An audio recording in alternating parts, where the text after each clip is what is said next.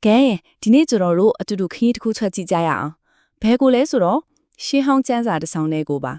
ါဒါမဲ့ဒီကျန်းကထူးခြားတယ်ဖတ်လိုက်ရင်ခစ်တက်ပြစတဲ့ပုံလိုပဲခတ်စားရမှာတရားမျှတမှုဆိုတော့ဘာလဲဆိုတာကိုလူတစ်ယောက်နဲ့ဖျားသခင်ကြားမှာအပြန်အလှန်အခြေတင်ပြောနေတယ်တကယ်ကိုအရှိအတိုင်းပွင့်လင်းငင်းခုန်နေတဲ့ဇာလန်တစ်ပုဒ်ပေါ့ဒီမေခွန်းကကျတို့အားလုံးတစ်ချိန်မုံတစ်ချိန်ကိုပြန်မေးဖူးတဲ့မေခွန်းမျိုးမဟုတ်ဘူးလား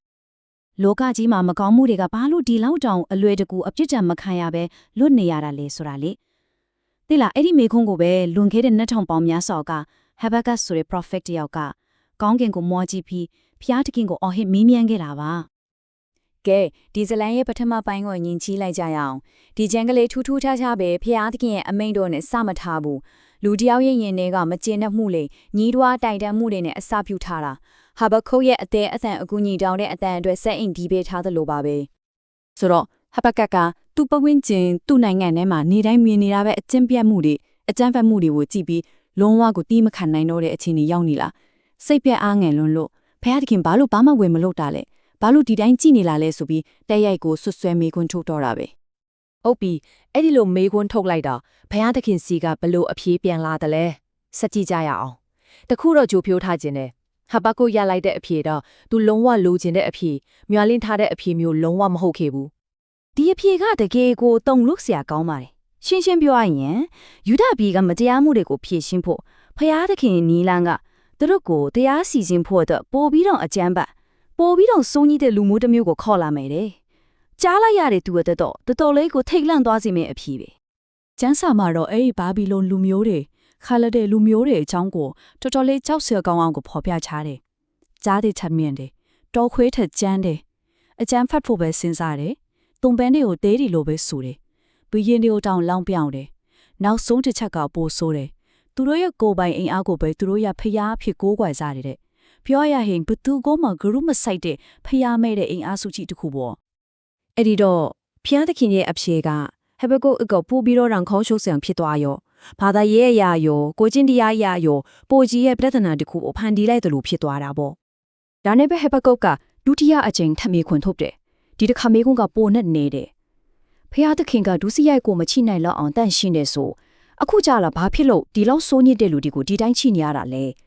ဲလူဆိုးတွေကသူတို့ထက်ဆိုင်ရင်တောင်ချောင်းမတ်တဲ့သူတွေကိုဝါမြုံနေတဲ့အချိန်မှာဘာလို့တိတ်တလိနေရတာလဲဆိုပြီးမေးလိုက်တာပါဟောဒီမှာကြည့်လိုက်ရင်ဟာပကုတ်ဂျုံနေရတဲ့အတီးကပရိပခတ်ကိုရှင်းလင်းမြင်နေပါတယ်တစ်ဖက်မှာကဖျားသခင်ရဲ့မကောင်းမှုကိုတီးမခံနိုင်ရဲ့တန်ရှင်းရဲ့စာရီတတော်နောက်တစ်ဖက်မှာကျတော့အဲ့ဒီမကောင်းတဲ့လူတွေကိုပဲလက်နဲ့အဖြစ်သုံးမဲ့ဖျားသခင်ရဲ့စီစဉ်ဒီနှစ်ခုကြားကအကွဲလွဲနေတယ်လို့ဖြစ်နေတာကသူ့အတွက်တော်တော်လေးကိုနားလည်ရခက်နေတာပါဒီရခရတဲ့ကတော်တော်လေးကိုတင်းမာမှုရှိပါတယ်ဟေဘကုတ်ကိုဖျားသခင်ကိုစိန်ခေါ်တယ်လို့မေးခွန်းထုတ်ပြီးသွားပြီအခုကင်းဆောင်စင်ဘော်ကစစ်သားတယောက်လိုပဲအဖြေတစ်ခုကိုစိတ်မရှိစွာနဲ့စောင့်မျှော်နေတော့တာကဲအခုဆိုရင်တော့ဒီစကားစစ်ထိုးပွဲရဲ့အရေးကြီးဆုံးအလှည့်အပြောင်းကိုရောက်လာပါပြီဖျားသခင်ကကျန်တဆောင်လုံးရဲ့အဓိကချက်အဓိကတော့ချက်ကိုထုတ်ဖော်မိန့်ကြားတဲ့အပိုင်းမှာပဲဒီစကားကတကယ်ကိုအရေးပါပါတယ်သူ့ရဲ့အဓိပ္ပာယ်ကဘာလဲဆိုတော့ဘဝမှာရှုပ်ထွေးမှုတွေနားမလည်နိုင်တဲ့မတရားမှုတွေနဲ့ရင်ဆိုင်ရတဲ့အခါဖြောင်းမတ်တဲ့သူတွေအတွက်ရှောင်ရမယ့်လမ်းကအရာအလုံးကိုအပြေရှာဖို့နားလည်ဖို့မဟုတ်ဘူးတဲ့အဓိကခိုင်ခိုင်မာမာနဲ့ယုံကြည်ကိုးစားဖို့ပဲဖြစ်တယ်ဆိုတဲ့အဓိပ္ပာယ်ပါပဲ